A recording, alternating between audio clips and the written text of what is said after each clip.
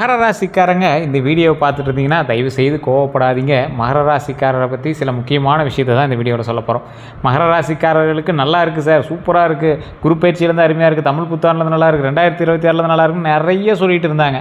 ஆனால் இன்றைக்கு வரைக்கும் நீங்கள் பட்டுட்டு இருக்கிறது மிகப்பெரிய மன கஷ்டமும் பண கஷ்டமும் தான். இதில் முக்கியமாக துரோகங்கள் அனுபவித்த ராசிகள் லிஸ்ட்டில் நீங்கள் ஒரு 2வது அல்லது 3வது இடத்தை கண்டிப்பாக பிடிச்சிருப்பீங்க. நிறைய பேர் உங்கள்கிட்ட பழகிறவன் உங்களுடைய தேவைக்காக மட்டுமே பழகக்கூடிய நபர் அப்படின்னு தான் கரெக்டாக கணிக்க முடியும். இந்த மகர ராசிக்காரன் ஈஸியாக ஒருத்தன்ட்டு பழகிறான் அப்படின்னா அவனை பற்றி ஈஸியாக கெஸ் பண்ணக்கூடிய ராசி மகர ராசி. மகர ராசியில் பிறந்தவன் ஆன்மீக ரீதியான சில விஷயத்தில் கொஞ்சமாவது ஈடுபாடுகள் கண்டிப்பாக இருந்தே இருக்கணும். மகர ராசியை பொறுத்த வரைக்கும் மகர ராசியோட குணாதிசயங்கள்னு ஒன்று இருக்குது, அது நான் சொல்லிடுறேன் கேட்டுக்காங்க. இந்த மகர ராசியை பொறுத்த வரைக்கும் பொறுப்புணர்வு மிகுந்தவர் அப்படின்னு சொல்லுவாங்க. ஏதாவது ஒரு விஷயத்துக்குள்ளே போனீங்க அப்படின்னா ரொம்ப அப்படியே உன்னிப்பாக அதை கரெக்டாக டேலி பண்ணணும் அப்படிங்கிற மாதிரி பண்ணுவீங்க. கடின உழைப்பாளிகளில் முக்கியமான நபர் இந்த மகர ராசிக்காரர். எளிதில் யாரையும் நம்ப மாட்டாங்க. வாழ்க்கையை நடைமுறையாக பார்க்கக்கூடியவங்க இவங்க தான். இதை இப்படி பண்ணணும், இதை இப்படி பண்ணால் தான் சரி வரும் அப்படின்னு பார்க்கக்கூடியவங்க இவங்க தான். பண விஷயங்களில் கவனமாக இருப்பாங்க. குடும்பத்தை பாதுகாக்க விரும்புவாங்க. தங்கள் இலக்கை அடையிற வரைக்கும் போராடிக்கிட்டே இருப்பாங்க. இதில் முக்கியமான ஒரு விஷயம் என்ன அப்படின்னா பலம், பொறுமை, விடாமுயற்சி, நிர்வாகத்திறன், சேமிப்பு பழக்கம், அதே மாதிரி தலைமை குணம், இது எல்லாமே அதிகமாக இருக்கக்கூடிய ராசி இந்த ராசி. இது எல்லாமே பலமா அப்படின்னு கேட்டால் பொறுமை. எல்லா ராசிக்காரனை விட இந்த ராசிக்காரனுக்கு பொறுமை கொஞ்சம் அதிகம்னே சொல்லலாம். நீங்கள் நினைக்கலாம், சார் எனக்கு அவ்வளோ பொறுமை இல்லை சார், எல்லாம் திட்டுறாங்க சார் அப்படிம்பீங்க. மற்றவனை கம்பேர் பண்ணும்போது நீங்கள் 70% பொறுமை பரவாயில்ல அப்படின்னு தான் சொல்லணும். விடாமுயற்சி. ஒரு ஆள் ஒரு விஷயத்தை ட்ரை பண்ணால் அப்படின்னா பிடிக்கலாம் விட்டுருவான். ஆனால் நீங்கள் அப்படி கிடையாது. அதில் பல முயற்சி எடுத்து விஸ்வரூபமான சில விஷயங்கள் எல்லாமே எடுத்து அப்படியே கொஞ்சம் போராடி ஜெயிக்கக்கூடிய ராசி இந்த மகர ராசி. நிர்வாகத்திறன். ஒரு விஷயத்தை ஒருத்தன் இறங்கி வேலை செய்கிறதுக்கு பாராட்டுகள் பெறலாம். ஒருத்தன் மேலேருந்து மேனேஜ் பண்ணுவான் பார்த்தீங்களா, அவன் தான் அதில் மிகப்பெரிய ஒரு டேலண்டட் பர்சன். அவன் தான் லீடர்ஷிப், அவன் தான் தலைமைத்துவத்துக்கான ஒரு பர்சன் அப்படி சொல்லுவாங்க. நிர்வாகத்திறன் கொண்டவன் அப்படின்பாங்க. அதே மாதிரி சேமிப்பு பழக்கம். ஒரு விஷயத்தில் சேமிப்பு பழக்கம் இருந்தது அப்படின்னா மிகப்பெரிய ஒரு ஆளாக வரலாம். அன்னைத்து காலகட்டத்தில் அவனுக்கு கடனாளியாக தெரியலாம். ஆனால் வருங்காலத்தில் அந்த சேமிப்பு பண்ண விஷயங்கள் எல்லாமே மிகப்பெரிய ஒரு பிரேக் த்ரூவாக இருக்கும். நீங்கள் பண்ணி வச்சிருந்த கஷ்டங்களுக்கெல்லாம் உடச்சி அந்த பிரேக் த்ரூவாக இருக்கும் அந்த சேமிப்பு பழக்கம். அதே மாதிரி தலைமை குணம் அப்படிங்கிறது ஒரு விஷயத்தில் தலைமைத்துவத்தோடு நீங்கள் இருக்கீங்க அப்படின்னா அதில் ஒரு ஹெட் ஆஃப் த பர்சன் அப்படின்னு சொல்லுவாங்கள்ல. 100 பேர் இருக்கான், அந்த 100 பேருமே வேலை செய்கிறவன் தான் ஹார்ட் ஒர்க்கர் தான். ஆனால் அதில் ஒருத்தன் தான் ஸ்மார்ட் ஒர்க்கர். அந்த ஸ்மார்ட் ஒர்க்கர் தான் லீடர்ஷிப்பில் இருப்பான். அந்த லீடர்ஷிப் திறன் யாருக்கு இருக்குது அப்படின்னு பார்த்தா இந்த மகர ராசிக்காரருக்கு தான். அவ்வளோ சீக்கிரம் இந்த தலைமை குணம் யார்கிட்டையும் கிடைக்காதுங்க. இது ஒரு ரேர் பீஸ் அப்படின்னு சொல்லுவாங்க. அந்த சதுரங்க வேட்டையில் சொல்லுவாங்கள்ல, இது ரேர் பீஸ் செட்டியார் அப்படிம்பாங்கள்ல ஒரு டைலாக். அது மாதிரி இந்த மகர ராசிக்கே உண்டான ஒரு தலைமைத்துவம் அப்படிங்கிறது, தலைமை குணம் அப்படிங்கிறது இந்த ராசிக்கு மட்டும்தான் பொருந்தும். எவ்வளோ பெரிய கூட்டங்கள் இருந்தாலும் அந்த கூட்டத்தை ஒரு ஈஸியாக டேலி பண்ணி பேசியே மயக்கி அதை சரிவர கொண்டு வந்து அதை ஒரு லைனுக்கு கொண்டு வர ராசி இந்த ராசி மட்டும்தான். பலவீனம் அப்படின்னா அதிகமாக யோசிப்பது, உணர்ச்சிகளை வெளிப்படுத்தாமல் இருக்கிறது, கொஞ்சம் பிடிவாத குணம் அதிகம், சில சமயம் தனிமையை விரும்பக்கூடிய நபர் அப்படின்னு சொல்லுவாங்க. இந்த பலவீனம் உங்களுக்கு மிகப்பெரிய ஒரு பிரச்சனை அப்படின்னு சொல்லலாம். நிறைய இடத்துல இந்த பலவீனம் உங்களை வச்சு செய்யுது. அதிகமாக யோசிக்கிறீங்க. ஒரு சின்ன மேட்ரு நடந்திருக்கும், அது மற்றவங்க லைஃப்பில் அதெல்லாம் காமனாக கடந்து போகிற விஷயந்தான். ஒரு சின்ன மேட்ரு உங்களை அப்படியே யோசிச்சுட்டே இருக்க வைக்கும். ஒன்றும் இல்லைங்க, நீங்கள் ஒரு நல்ல மைண்டில் இருக்கீங்க, பக்கத்து வீட்டுக்காரன் ஏதோ ஒரு சின்ன சண்டை போட்டுறான், அது அப்படியே உங்கள் மைண்டில் அப்படியே உறுத்திக்கிட்டே இருக்கும். ஒரு 2-3 நாளைக்கு ஃப்ரெண்ட்ஸுக்கெலாம் சொல்லி குழம்புவீங்க, வீட்டிலாம் சொல்லுவீங்க, அது ஒரு மாதிரி உறுத்திட்டே இருக்கும். அதிகமாக யோசிக்கிறது. அதனால் உங்களுக்கு ஏதாவது ப்ளஸ் இருந்தது, யூஸ் இருந்தது அப்படின்னா பரவாயில்ல. எந்த யூஸுமே இல்லாமல் நீங்கள் யோசிக்கிறது தப்பு தானே. அதே மாதிரி உணர்ச்சிகளை வெளிப்படுத்தாமல் இருக்கிறது. எந்த ஒரு உணர்ச்சியும் நீங்கள் அவ்வளோ சீக்கிரம் வெளிப்படுத்த மாட்டீங்க. வெளிப்படுத்துறதுனால என்ன யூஸ் அப்படிங்கிற மாதிரி நினைப்பீங்க. அதுதான் உங்களுக்கு மிகப்பெரிய பிரச்சனையாக இதுக்கு முன்னாடி இருந்திருக்கு. ஸோ உணர்ச்சிகளை வெளிப்படுத்தக்கூடிய நபர்கள் அவ்வளோ சீக்கிரம் டென்ஷன் ஆக மாட்டாங்க, கோவப்பட மாட்டாங்க, ஈஸியாக ஒருத்தர்கிட்ட பேசிடுவாங்க. உங்களை யாராவது சொல்லிட்டா கூட நீங்கள் உங்களுக்குள்ளேயே குழம்பிக்கிங்களோ உங்கள் ஃப்ரெண்ட்ஸுக்கு கூப்பிட்டு குழம்பிங்களே தவிர அந்த இடத்துல உங்களோட உணர்ச்சிகளை வெளிக்காட்டவே மாட்டீங்க. இது இந்த ராசிக்கே உண்டான ஒரு மிகப்பெரிய ஒரு விஷயம் அப்படின்னு சொல்லலாம். அதே போல் பிடிவாதம். ஒரு விஷயத்தை எடுத்தால் அதை பண்ணியே ஆகணும், இதை செஞ்சே ஆகணும், இதை கை வச்சாச்சு, அதை தொட்டே ஆச்சு, அதில் ஏதாவது நம்ம ட்ரை பண்ணி ஆகணும், இந்த மாதிரி ஒரு பிடிவாதம். அந்த பிடிவாதம் சில நேரத்தில் உங்களுக்கு ப்ளஸ்ஸையும் கொடுத்துருக்கு, சில நேரத்தில் மைனஸையும் கொடுத்துருக்கு. ஸோ அந்த ப்ளஸ்ஸை கொடுக்குற அன்றைக்கி நீங்கள் கொஞ்சம் இறங்கி போய் அதை வாங்குறீங்க, மைனஸை கொடுக்குற அன்றைக்கி அது மேலே நீங்கள் கோவப்படுறீங்க. ஆனால் அந்த இடத்துல நீங்கள் பொறுமையாக ஹேண்டில் பண்ணிங்க அப்படின்னா வெற்றி நிச்சயம். சில சமயம் தனிமையை விரும்புவது, கொஞ்சம் யோசித்து தனிமையை பொறுமையாக விரும்பினால் நன்மை நடக்கும் அப்படிங்கிறத மைண்டில் நல்லா யோசிச்சுக்கோங்க. அந்த சமயத்தில் கொஞ்சம் பொறுமையாக நிதானமாக செயல்பட்டால் வாழ்க்கை முக்கியமான ஒரு ஸ்டேஜுக்கு வரும். அதாவது தனிமையை விரும்புகிறீங்க அப்படின்னா நீங்கள் மோஸ்ட்லி கதவை சாத்திட்டு ரூமுக்குள்ளே வந்து செல்லை நோண்டிட்டு இல்லை ஒர்க் பண்ணிகிட்டே இப்படியே தான் போயிட்டுருப்பீங்க. தனிமையை விரும்புபவன் வாழ்க்கையை வெறுத்தவன் அல்ல, வாழ்க்கையை பயந்துக்கிட்டு மற்றவங்களோட வாழ முடியாமல் இருக்கிறவன் இல்லை, தனிமையை நேசிப்பவன். ஸோ இந்த மகர ராசிக்காரர்கள் அதிகமாக இப்படியே இருக்கிறதுனாலே அவன் வந்து ஒரு மாதிரி எல்லாம் ஊரில் திட்ட ஆரம்பிப்பாங்க, ஒரு மாதிரி வீட்டில் பேச ஆரம்பிப்பாங்க. ஆனால் வருமானமோ ஏதோ ஒரு வகையில் உங்களுக்கு வந்து ரொட்டேஷன் ஆகிட்டே தான் இருக்காது, ஒன்றும் பெரிய மைனஸ்லாம் இருக்காது. அதே போல் இந்த ராசிக்காரர்களுக்கு தமிழ் புத்தாண்டு 2026லேருந்தே சொல்லிகிட்டு இருக்காங்க. பாரம்பரிய ஜோதிடத்து கருத்தின்படி நிறைய விஷயம் சொல்லிட்டு இருப்பாங்க. தொழிலில் முன்னேற்றத்துக்கான வாய்ப்புகள் இருக்குது, அது உங்களுக்கு முன்னாடி இருந்தே தெரிஞ்சிருக்கும். தெரியாதவங்களுக்கு இனி வரக்கூடிய காலகட்டங்களில் அமையும். பழைய தடைப்பட்ட வேலைகள் முடிவடையும். தடைப்பட்ட வேலைன்னா என்ன, பெரிய பெரிய வேலை தடையானதெல்லாம் எல்லாமே முடிவடையும். வருமானத்தில் படிப்படியாக உயர்வு உண்டு. குடும்பத்தில் நல்ல செய்திகள் உண்டு. வீடு அல்லது வாகனம் தொடர்பான திட்டங்கள் வந்து நல்ல ஒரு முன்னேற்றத்தை கொடுக்கும். அதே போல் குரு பயிற்சி பலன் அப்படின்னு பார்க்கும்போது குரு பயிற்சியிலேருந்து தான் அந்த மகராசிக்கு நல்லது அப்படின்னு நிறைய பேர் சொல்லியிருக்காங்க. சரி சார், அந்த 10 குரு பயிற்சி பற்றி சொல்லுங்கள் தெரிஞ்சிக்கலாம் அப்படின்னா, குரு பயிற்சியால் கல்வி தொடர்பான முன்னேற்றம் உண்டுங்க. இந்த கல்வி தொடர்பான முன்னேற்றமுமே குழந்தைகள் மூலமாக மகிழ்ச்சி பெறுகிறதுக்கு முதல் வாய்ப்பு அமையும். தொழிலில் புதிய வாய்ப்புகள் அமையும், புதிய நட்புகள் அமையும், குடும்பத்தில் ஒற்றுமை அமையும். கிடைக்கக்கூடிய நன்மைகள் எல்லாமே ஒரு பெருவிதமாக நன்மைகளாக வெளியே வருங்க. புதிய நட்புகள் அப்படின்னு பார்க்கும்போதுங்க, வாழ்க்கையில் ஒரு மிகப்பெரிய ஒரு சக்ஸஸை கொண்டு வரதுக்கு சில நட்புகள் உறுதுணையாக இருக்கும்.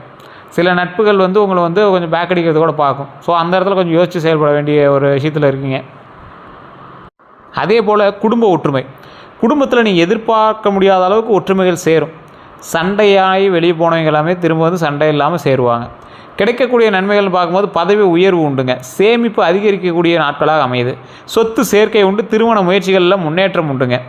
வண்டி வாகன யோகம் உண்டுங்க. வண்டி வாகன யோகம் வாங்குறவங்களாம் இந்த டைமில் 2 சக்கரம் அல்லது 4 சக்கர வாகனங்கள் வாங்கக்கூடிய நபர்களுக்கு வாய்ப்பு அதிகம். பழைய வாகனத்தை மாற்றக்கூடிய எண்ணம் உள்ளவங்களுக்கு நல்ல ஒரு நேரம் இந்த காலத்தில் பழைய வண்டி மாதிரி புது வண்டி வாங்கலாம். வாகன பராமரிப்பில் கவனம் தேவை. இது ரொம்ப எச்சரிக்கையாக நான் சொல்லக்கூடிய விஷயம். வாகன பராமரிப்பில் கவனம் கண்டிப்பாக தேவைங்கிறது மைண்டில் நல்லா ஞாபகம் வச்சுக்கோங்க. அதே போல் வாகனம் வாங்கும்போது நிதி நிலையை கருத்தில் கொள்ளுங்கள். இப்போ இது தேவைதானா, இந்த பட்ஜெட்டுக்கு இது தேவைதானா, உங்கள் கையில் இருக்கிற பட்ஜெட்டை மீறி நீங்கள் லாக் ஆகுறீங்களா, ஓரளவுக்கு சரியாக இருக்குமா, பரவாயில்லையா அப்படிங்கிறதுல கருத்தில் வச்சுக்கிட்டு அடுத்து செயல்படுங்க. அவசர முடிவுகளை தவிருங்க. அதாவது அவசர முடிவுகளை தவிர்த்துக்கிறது ரொம்பவே நல்லது. திருமண பலன் அப்படின்னு பார்க்கும்போது திருமண வயதில் இருக்கிறவங்களுக்கு நல்ல பேச்சுவார்த்தைகள் உருவாகலாம். நல்ல பேச்சுவார்த்தைகள் உருவாகக்கூடிய ஒரு காலகட்டம். குடும்ப சம்பந்தம் கிடைக்க வாய்ப்புகள் உண்டு. அதே போல் தாமதமாக இருந்த திருமண முயற்சிகள் நகரலாம். கொஞ்சம் அப்படியே ஸ்லோவாக இருந்தது எல்லாமே அப்படியே கொஞ்சம் கொஞ்சமாக சரியாயிட்டே வரும். ஏற்கனவே திருமணமானவங்களுக்கு குடும்ப ஒற்றுமை அதிகரிக்கும். துணையுடன் புரிதல் வளருங்க. குழந்தை பாக்கியம் உண்டாகும். குழந்தை பாக்கியம் அப்படிங்கிறது குழந்தை தொடர்பான நல்ல செய்திகள் வரும். அது நிறைய பேருக்கு தெரியாத ஒரு விஷயம். நான் அதை தெளிவாக சொல்கிறேன். நிறைய ராசிகள் இதை ட்ரை பண்ணுவாங்களா என்னன்னு தெரியல. இந்த ராசி கண்டிப்பாக ட்ரை பண்ணுங்க. ஆனால் இது எல்லா ராசிக்குமே பொருத்தமான ஒன்று தான். குழந்தை பாக்கியம் அல்லது திருமண விஷயங்களுக்கு ஒரு 2 விஷயத்துக்குமே சில கோயில்கள் சொல்கிறேன். அந்த கோயிலுக்கு கண்டிப்பாக போய்ட்டு வாங்க. திருமண வாழ்க்கையில் குடும்ப ஒற்றுமை அதிகரிக்கிறதுக்கு, துணையுடன் புரிதல் வளர்கிறதுக்கு ஒரு அற்புதமான கோவில் இருக்குது அப்படின்னா, நாமக்கல் மாவட்டம் திருச்செங்கோடு அப்படிங்கிற இடத்துல திருச்செங்கோடு மலை மீது அமர்ந்துள்ள அர்த்தநாரீஸ்வரர் ஆலயம். சமீபத்தில் தேர் திருவிழா கூட நடந்ததெல்லாம் வீடியோவில் பார்த்துருப்பீங்க. அந்த ஆலயம் ரொம்ப பிரசித்தி பெற்ற ஆலயம். பல 1000 வருடங்களுக்கு முன்பு இருந்து அந்த கோவில் இருக்குது. வெள்ளை தசபாசானத்தால் செய்யப்பட்ட அர்த்தநாரீஸ்வரர் மற்றும் செங்குட்டு வேலவர் அப்படின்னு சொல்லுவாங்க. செங்கோடு வேலவர் அப்படிம்பாங்க. அதாவது திருச்செங்கோடு அப்படிங்கிறது தான் ஊர் பேர். அந்த மலை பேர் செங்கோடு. செவ்வ வடிவில் இருக்குமா, சிகப்பு கலரில் இருக்குமா அந்த மலை. அதில் நீங்கள் மலை ஏறி போனீங்க அப்படின்னா 1200 படிக்கட்டுகள். ஏறும்போது நடுவில் ஒரு பாம்பு, ஒரு சிலை இருக்கும். 60 அடிக்கு பாம்பு இருக்கும். அந்த சாமி வணங்கிட்டு போவாங்க. மேலே பால் அபிஷேகம் அது இதெல்லாம் பண்ணுவாங்க. அங்கங்கே பாம்பு உருவங்கள் பதிக்கப்பட்டிருக்கு அந்த மலையில். பஸ்ஸே மேலே போகுது. பஸ் தனியாக ரூட்டும் இருக்குது. அது வழியாக நீங்கள் வந்து பஸ்லேயே போய்க்கலாம். முடியாதுங்க எல்லாமே அதில் கூட போய்ட்டு வரலாம். படிக்கட்டு ஏற முடியலைங்கிறீங்க, அதில் கூட போய்ட்டு வரலாம். மேலே போனீங்க அப்படின்னா அர்த்தநாரீஸ்வரர், அதாவது சிவனும் பார்வதியும் சேர்ந்து ஒரே உருவத்தில் காட்சி கொடுக்குறாங்க. அதில் காலில் வந்து ஒரு காலில் கொலுசும் ஒரு காலில் நார்மலாக ஜென்ஸ் இருக்கிற மாதிரி இருக்கும். அப்படி பார்க்கும்போது பூஜை பண்ணும்போது ஒரு காலில் அந்த துணியை மட்டும் அப்படியே லைட்டாக அப்படி தூக்கி அந்த காலில் இருக்கிற கொலுசை காட்டுவாங்க பூஜை பண்ணும்போது. அது ஒரு மிகப்பெரிய ஒரு விஷயம். அந்த முகத்தை வந்து மழுகுன மாதிரி இருக்கும். அப்படியே கையில் அப்படியே மொழுகி இருக்கிற மாதிரி இருக்கும். அந்த முகம் வந்து தெரியாது. கண், மூக்கு அதெல்லாம் வந்து அதில் தெரியாத மாதிரி இருக்கும். அப்படியே அந்த சிலையை பார்க்கும்போது ஒரு சிலிர்ப்பு ஏற்படும். அர்த்தநாரீஸ்வரர் சிலை அவ்வளோ ஒரு பிரம்மாண்டமான சிலை, அவ்வளோ ஒரு அற்புதமான சிலை. அந்த சிலையும் அதற்கு பக்கத்துலேயே கொஞ்சம் தூரத்துலேயே இப்போ ஒரு சன்னதி இருக்குது. அது வந்து திருச்செங்கோடு செங்கோடு வேலவர் அப்படின்னு அழைக்கக்கூடிய முருகரனுடைய சன்னதி. அதுலேயுமே வந்து பார்த்திங்கன்னா வெள்ளை தசபாசானத்தால் செய்யப்பட்ட சிலை. முகம் வந்து அப்படியே சாஃப்டாக இருக்கும். ரைட் கைக்கு பக்கத்தில் கைக்கு பக்கத்தில் சேவல் இருக்கிற மாதிரி ஒரு வடிவம் கொண்டிருக்கும். இந்த சிலை 2 சிலைகளும் வெள்ளை தசபாசானம். அதே போல் எங்கேயுமே கிடைக்காத ஒரு விஷயம் என்ன அப்படின்னா, மேலே கொஞ்சம் தூரத்தில் உச்சி பிள்ளையார் கோயில் இருக்கும். அதாவது குடும்ப சமேதர்கள், சக்தியும் சிவனும் 2 மகன்களும் குடும்பமாக சேர்ந்து ஒரு இடத்துல காட்சி கொடுக்குறாங்க. பிரச்சனைகள் தீர்வதற்கும், குடும்பமாக ஒன்றிணைந்து வாழ்வதற்கும், திருமண சம்பந்தமான சிக்கல்கள் தீர்வதற்கும், திருமணமானவர்கள் எப்பொழுதும் சேர்ந்து உலா வருவதற்கும், மகிழ்ச்சியாக இருப்பதற்கும் ஒரு சிறந்த கோவில் அந்த இடம். போயிட்டு இருந்தீங்கன்னா இப்போ கல்யாணத்தில் இருக்கிற அத்தனை பிரச்சனையும் சால்வ் ஆகும். கல்யாணம் நடக்காதவங்களுக்கு கல்யாணம் நடக்கும், கல்யாணம் ஆணையங்களுக்கு பிரச்சனைகள் இருந்தால் அது சால்வ் ஆகும். ஒன்றிணைந்து சந்தோஷமாக வாழக்கூடிய ஒரு தருணம் உருவாக்கி கொடுக்கும். அந்தளவுக்கு ஒரு அற்புதமான ஸ்தலம். கண்டிப்பாக அந்த கோயிலுக்கு போயிட்டாங்க மிகப்பெரிய ஒரு சந்தோஷமான சில விஷயங்கள் எல்லாமே நடக்கும், மகிழ்ச்சியான விஷயங்கள் எல்லாமே நடக்கும். அதே போல் குழந்தை பாக்கியத்துக்கான சில கோயில்கள் நிறைய பேர் கேட்டிருந்தீங்க. மகர ராசிக்காரர்கள் எந்த ராசிக்காரர்களுமே இதை பார்த்துட்டீங்க அப்படின்னா கண்டிப்பாக அந்த கோயில்களுக்கெல்லாம் போயிட்டு வாங்க. ஃபஸ்ட்டு திருவண்ணாமலை போய் வழிபட்டுட்டு பக்கத்தில் இருக்கக்கூடிய மேல்மலையனூர் அந்த கோயில் எல்லாருக்கும் தெரியும் நினைக்கிறேன். அங்காள பரமேஸ்வரி கோயில். அமாவாசைக்கெல்லாம் அந்த இடத்துல நீங்கள் நகர முடியாது, அவ்வளோ கூட்டம் இருக்கும். எலுமிச்சி பழத்தில் கற்பூரம் ஏற்றி ஊஞ்சலில் ஆடிட்டு இருக்கக்கூடிய அங்காள பரமேஸ்வரிக்கு கற்பூர தீரம் அந்த கற்பூர தீரம் காட்டுவாங்க. கிட்டத்தட்ட அப்ராக்சிமேட்டாக இந்த இடத்துக்கு போனீங்கன்னா அப்போ 1,00,000 பேர் பார்க்கலாம். அவ்வளோ க்ரௌடு இருக்கும். நீங்கள் ஃப்ரீ நாளில் மனசு நிறைய போய் வழிபட்டு வாங்க. அங்கே இருக்கக்கூடிய அங்காள பரமேஸ்வரி, வெளியே அமர்ந்திருக்கக்கூடிய பெரியாண்டி சம்மனையை வழிபட்டுட்டு அந்த இடத்துல வழிபட்டு வந்தீங்க அப்படின்னா மிகப்பெரிய நன்மை உண்டு. அந்த இடத்துல வழிபட்டுட்டு அடுத்த சில நாட்கள்லையோ இல்லை அன்னைக்கே கூட முடிஞ்சது அப்படின்னா பழனியில் இருக்கக்கூடிய திரு ஆவினன்குடி கீழே இருக்கும், மலை அடிவாரத்துலேயே இருக்கும். சும்மா இந்த மலை ஏறக்கூடிய வாசல்லேருந்து சும்மா ஒரு 200 மீட்டர் டிஸ்டன்ஸ்லேயே முன்னாடியே இருக்கும். அதுதான் வந்து 3ஆம் படை வீடுன்னு கருதப்பட்ட ஸ்தலம். கீழே இருக்கக்கூடிய திரு ஆவினன்குடி அப்படிங்கிற கோவில். குழந்தை வடிவில் முருகர் இருப்பார்.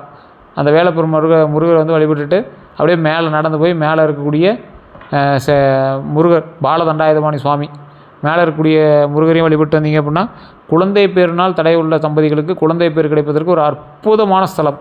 அது ஆக்சுவலாக பழசில் ஒரு வைத்தியசாலையாக செயல்பட்டு இருந்த ஒரு விஷயம். புலிப்பாணி சித்தரால் உருவாக்கப்பட்ட ஒரு விஷயம் அந்த இடத்துல நடந்தது. அதுக்கு தான் போகர் வந்து அந்த சிலையை உருவாக்கினார். அதுக்காக தான் அந்த புலிப்பாணி சித்தரனுடைய அருளும் அதில் இருக்கிறதுனால அவருக்கு நன்றி சொல்லும் விதமாக பாலனாக ஒரு சிலையை உருவாக்கி அந்த தண்டம் அப்படிங்கிற இடத்த பயன்படுத்தி புலிப்பாணியோட ஆசையோட, அதாவது புலிப்பாணி அப்படின்னா புலி மீது ஏறி நீர் கொண்டு வந்தவர். புலிப்பாணி, பாணிங்கிற தண்ணி, புலி மீது ஏறி நீர் கொண்டு வந்தார். எதுக்கு நீர் கொண்டு வந்தார்? அந்த சிலையை செய்வதற்கு நீர் கொண்டு வந்தார். அதற்காக அவருக்கு ஒரு மிகப்பெரிய ஒரு பெயர் சூட்டுதலாக அந்த சிலைக்கும் அதே பெயரை சூட்டினாங்க. பாலன் அப்படின்னா என்ன? ஒரு குறிப்பிட்ட குழந்தை வயசில் இருக்கக்கூடிய சிலை. தண்டம் அப்படின்னா இடம். தண்டாயுதபாணி, தண்டத்தை ஆயுதமாக பயன்படுத்தி புலிப்பாணியினுடைய ஆசையால் அந்த சிலை செய்யப்பட்டதால் பால தண்டாயுதபாணி அப்படின்னு அந்த சிலைக்கு பெயர். ஸோ இன்றைக்கி நீங்கள் போனீங்க அப்படின்னா பஞ்சாமிர்தத்தில் பாடலாம் அந்த பெயரோடு இருக்கும். கீழே பார்த்தீங்க அப்படின்னா அடிவாரத்து பக்கத்திலே புலிப்பாணி சித்தரனுடைய ஜீவசமாதிகளும் அதனுடைய மடமும் இருக்கும்.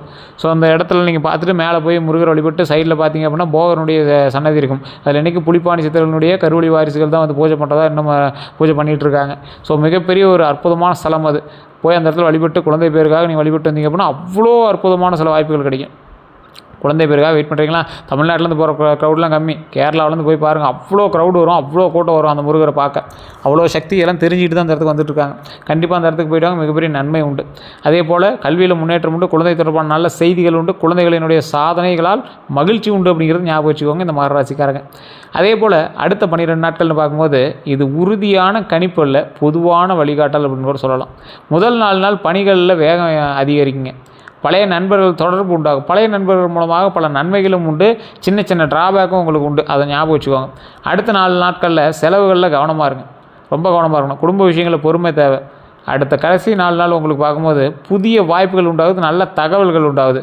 கந்திஷ்டி பற்றிய பாரம்பரிய நம்பிக்கைகள்லாம் நிறையா இருந்தாலும் பலர் வந்து நம்புறது போல் திடீர் சோர்வு அல்லது திட்டங்கள் தாமதம், தேவையற்ற தடைகள்லாம் உங்களுக்கு இருந்துச்சு அப்படின்னா இது எல்லாமே கந்திஷ்டி காரணமாக இருக்கிறதுக்கான வாய்ப்புகளும் இல்லை.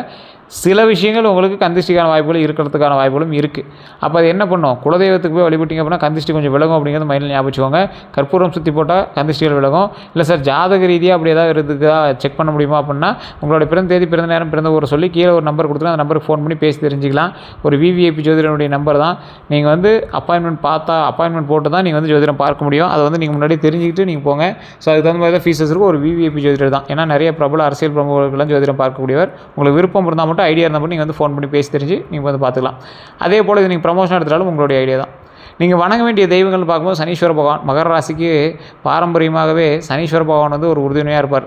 அதே போல் ஆஞ்சநேயர் வழிபாடு, தட்சிணாமூர்த்தி வழிபாடு, ஸ்ரீ வெங்கடேஷ பெருமாள் வழிபாடு, பெருமாள் வழிபாடு மகர ராசிக்கு உகந்த ஒரு விஷயம். அதே போல் வழிபடுவது சிறப்பாக கருதப்படுது. ஸோ பெருமாள் வழிபாடு நீங்கள் பண்ணிங்க அப்படின்னா ரொம்ப நல்லது. ஃபஸ்ட்டு குலதெய்வ வழிபாடு மறந்துடாதீங்க. குலதெய்வ வழிபாடு கண்டிப்பாக பண்ணும். எந்த நிறை ஆடை வந்து உங்களுக்கு நல்லது அப்படின்னா கருநீலம், அடர் நீலம், அதே போல் கருப்பு, சாம்பல் நிறம். இதுதான் வந்து உங்களுக்கு மேட்சிங்கான ஒரு ட்ரெஸ்ஸு. அதுக்கான நிறம் அதுக்கு தகுந்த மாதிரி பண்ணிங்க அப்படின்னா நல்லதாக நடக்கும். தானமாக வழங்கலாமா அப்படின்னா கருப்பு துணி வந்து நீங்கள் வந்து தானமாக வழங்கலாம். உணவு, கல்வி உதவி இதெல்லாம் வந்து நீங்கள் வந்து தானமாக வழங்கலாம். ரத்தினங்கள்னு பார்க்கும்போது நீலம், பாரம்பரிய ஜோதிடத்தின்படி நீலம் வந்து கண்டிப்பாக உங்களுக்கு வந்து பெஸ்ட்டாக இருக்கும். அதனால் ரத்தினங்களை வந்து அணிவதற்கு முன் தகுதியான ஜோதிடர்கள்ட்ட ஆலோசனை செஞ்சு வாங்கிறது ரொம்ப நல்லதுங்க. செல்ல வேண்டிய கோயில்கள்னு பார்த்தா முன்னாடியே சொன்னது இந்த சனீஸ்வரன் வழிபாடு உங்களுக்கு பெரிய நல்லது. அதனால் திருநள்ளாறு சனீஸ்வரன் கோயிலுக்கு போயிட்டாங்க. திருப்பதி ஸ்ரீ வெங்கடேஸ்வர பெருமாள் கோயிலுக்கு போய்ட்டது ரொம்ப நல்லது. நாமக்கல் ஆஞ்சநேயர் கோயிலுக்கு வழிபட்டுவாங்க. அதுக்கு முன்னாடி இருக்கக்கூடிய நரசிம்மர் வழிபட்டிங்க அப்படின்னா இன்னும் உங்களுக்கு சிறப்பு. அதேமாதிரி ஆலங்குடி குருஸ்தலம் அங்கே போய் வழிபட்டிங்க அப்படின்னா மிகப்பெரிய நன்மை உண்டு. சரி, என்ன செய்யணும் செய்யக்கூடாதுங்கிறத சொல்லுங்கள் சார் அப்படின்னா, நேர்மையாக உழைக்கணும். உங்களை பொறுத்த வரைக்கும் நேர்மையாக உழைக்கிறது மட்டும்தான் பலிக்கும். செலவுகளை கட்டுப்படுத்தணும், பெற்றோரை மதிக்க வேணும், உடல் நலத்தை கவனிக்கணும், சேமிப்பு அதிகரிக்கணுங்கிறது மைண்டில் ஞாபகம் வச்சுக்கோங்க. என்ன செய்யக்கூடாது சார் அப்படின்னா, அவசர முதலீடு கூடவே கூடாது. யாரையும் கண்மூடித்தனமாக நம்பவே கூடாது. கோபத்தில் முடிவெடுக்கிறது கூடவே கூடாது. கடன் வாங்கி ஆடம்பர செலவு தயவு செய்து விட்டுருங்க. யார்கிட்ட எச்சரிக்கையாக இருக்கணும் அப்படின்னு கேட்டால், இனிமையாக பேசுகிறவங்கிட்ட ஆனால் செயலால் அதாவது இனிமையாக பேசுவாங்க. ஒரு செயல்னு வந்துச்சுன்னா அதில் வந்து உதவ மாட்டாங்க. பண விஷயங்களில் தெளிவில்லாதவங்ககிட்ட எச்சரிக்கையாக இருங்க. வதந்தி பரப்புறவங்ககிட்ட ரொம்ப எச்சரிக்கையாக இருங்க. அதே போல் சுவாரஸ்யமான விஷயங்கள் அப்படின்னு பார்த்தா, மகர ராசிக்காரர்கள் வாழ்க்கையின் பிற்பகுதியில் அதிக வெற்றியை வந்து காண்பவர்களாக சில இடத்துல கருதப்பட்டாலும், சில இடத்துல நிறைய தோல்விகளை சந்தித்த ஒரு வெற்றிமான் அப்படின்னு தான் சொல்ல முடியும். இவர்கள் கட்டுப்பாடும் ஒழுக்கமும் கொண்டவர்களாக கண்டிப்பாக இருப்பாங்க. பல மகர ராசிக்காரர்கள் நிர்வாகம், வணிகம், கட்டுமானம், அரசு பணி, கணக்கியல் போன்ற துறைகளில் சாதித்தவங்களாக இருப்பாங்க. அதே போல் கண்டிப்பாக ஒரு குறிப்பிட்ட ஸ்டேஜில் நீங்கள் வந்து அதெல்லாம் சாதிப்பீங்க. தோல்வியை வெற்றியாக மாற்றக்கூடிய மன வலிமை இவங்ககிட்ட முக்கியமான ஒரு பலமாக கருதப்படுதுங்க. இந்த ராசிக்காரர்களுக்கு மட்டும்தான் தோல்வி அடைஞ்சாங்க அப்படின்னா அடுத்து வெற்றி அடையாமல் விடவே மாட்டாங்க. ஒவ்வொருத்தரும் அப்செட்டாக எப்படி உட்காருவோம், ஆனால் இவங்க மட்டும் அப்செட்டே ஆக மாட்டாங்க. வெற்றியை கைப்பற்றி தான் நான் இருப்பேன் அப்படிங்கிற மாதிரி இருப்பாங்க. ஸோ இந்த ராசிக்காரர்களுக்கு வேறு ஏதாவது சந்தேகங்கள் இருக்குது அப்படிங்கிற பட்சத்தில் கீழே இருக்கக்கூடிய நம்பருக்கு ஃபோன் பண்ணி பேசுகிறீங்களா, பிறந்த தேதி, பிறந்த நேரம், பிறந்த ஒரு சொன்னீங்க அப்படின்னா ஆட்டோமேட்டிக்காக ஜோதிட ரீதியாக எல்லா விஷயமும் உங்களுக்கு வந்து சொல்லிடுவாங்க. அதே போல் இந்த பேஜ் வரை சப்ஸ்கிரைப் பண்ணாமல் சப்ஸ்கிரைப் பண்ணிக்கோங்க. பதில் பெல் பட்டன் மறக்காம ப்ரெஸ் பண்ணிக்கோங்க. ஃபேஸ்புக் பார்த்துட்டிங்கன்னா ஃபாலோ பண்ணிக்கோங்க. எல்லாருக்கும் நன்றி நண்பர்களே.